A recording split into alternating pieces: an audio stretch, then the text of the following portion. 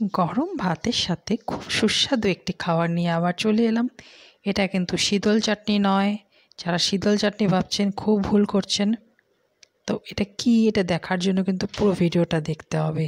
এখানে একটা মজার জিনিস হচ্ছে, তো আমার সাথে থাকুন, পুরো ভিডিওটাকে দেখুন।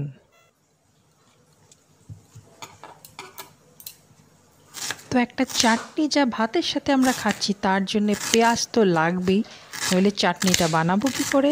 তো পেঁয়াজটাকে এভাবে কুচি কুচি করে কেটে নিন। তারপর কড়াইতে সর্ষের তেল দিয়ে তেলটাকে একটু গরম হতে দিন। তারপরে আমরা এই পেঁয়াজগুলোকে সেই গরম তেলটার মধ্যে ছেড়ে দেব।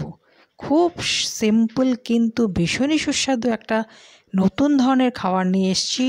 তা আপনারা প্লিজ প্লিজ প্লিজ ভালোভাবে এটাকে দেখুন আর বানিয়ে বাড়িতে সবাই খান। সবাই আঙুল চিটে খাবেন, আমি কথা দিচ্ছি। পেঁয়াজটাকে একটু কিছু সময়, একটু তেল বেশি লাগবে এই আইটেমটা বানাতে, তো একটু বেশি সময়, অল্প সময় একটু বেশি আঁচেই এটাকে ফ্রাই করতে হবে। ফ্রাইটা করার পর কিন্তু আর বেশি পরিশ্রম নেই, তো আমার সাথে থাকুন।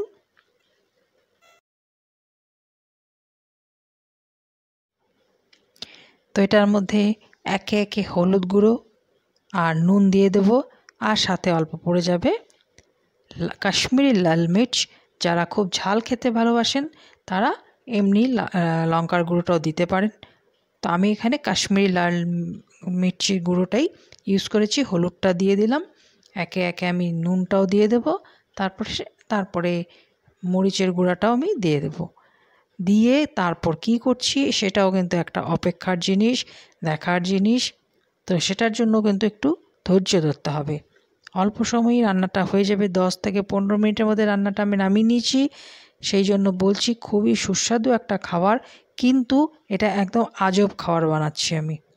তো এটা অনেকেই হয়তো বানিয়েছেন, কিন্তু আজকেই আমি ফার্স্ট টাইম খেলাম এবং ফার্স্ট টাইম বানালাম। বানিয়ে আমার খুবই ভালো লাগে, তাই আপনাদের সাথে শেয়ার করলাম। এখন হলুদ, নুন আর লঙ্কার গুঁড়ো দিয়ে আমি এবার আঁচটাকে কমিয়ে দিয়েছি, কারণ মশলাগুলো পুড়ে যাবে। আমি এটাকে আরও কিছুক্ষণ কষাবো। কষানোর পর আমি কি করছি দেখতে থাকুন। তো এটাকে ভালোভাবে কষলে যখন একটু পেঁয়াজটা একটু নেতিয়ে যাবে বা মজে আসবে, তখনই এটার মধ্যে আমি একটা জিনিস দিচ্ছি, যেটা দিয়েই সেই চাটনিটা বানানো হচ্ছে। পেঁয়াজ তো বটেই, কিন্তু পেঁয়াজের সাথে অন্য কিছু একটা আমি দিয়েছি। এখন সেই জিনিসটা কি আপনাদেরকে দেখাচ্ছি। কেউ যদি আন্দাজ করতে পেরেছেন তো কমেন্টসে আমাকে জানাবেন। আমি শেষ অবধি কিন্তু বলবো না এটা কী জিনিস, আপনাদেরকে পুরো দেখতে হবে।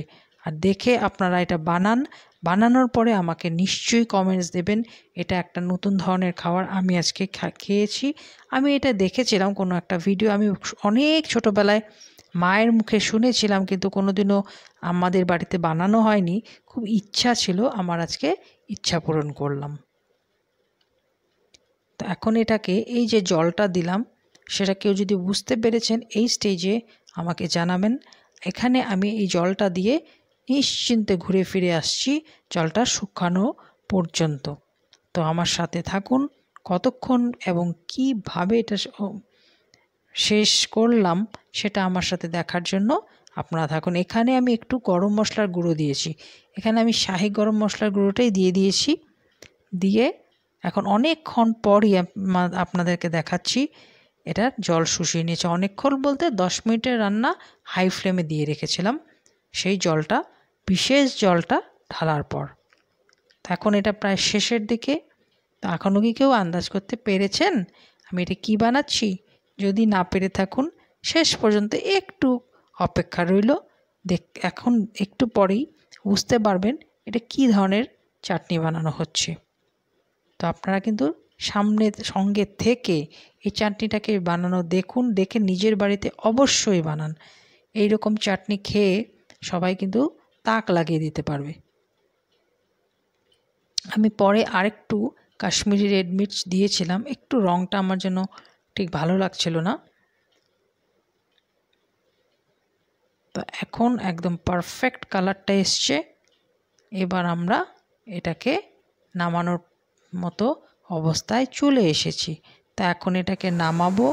এটা কি জানুন, এটাই হলো মেইন টুইস্ট। এটা ছিল চিংড়ি মাছের মাথাগুলোকে রেখে দিয়েছিলাম, এখানে আধা কেজি চিংড়ি মাছের মাথা নিয়েছিলাম, সেটাকে একটু মিক্সার গ্রাইন্ডারে একটু ব্লেন্ড করে পুরো করিনি, একটা বারই ঘুরিয়েছি, ঘুরিয়ে সেটাকে জল দিয়ে ধুয়ে সেই জলটা দিয়েই বানালাম। আমার চ্যানেল সবাইকে ধন্যবাদ যারা আমার চ্যানেলটাকে দেখেছেন, আমাকে উৎসাহ দিয়েছেন, আর নতুন নতুন যারা আমাকে সাবস্ক্রাইব করছেন তাদের বিশেষ ধন্যবাদ, কারণ তারা যদি সাবস্ক্রাইবার না বাড়ান তবে আমার উৎসাহটা একটু কমে যাবে। তো ধন্যবাদ আমার চ্যানেলটাকে দেখার জন্য।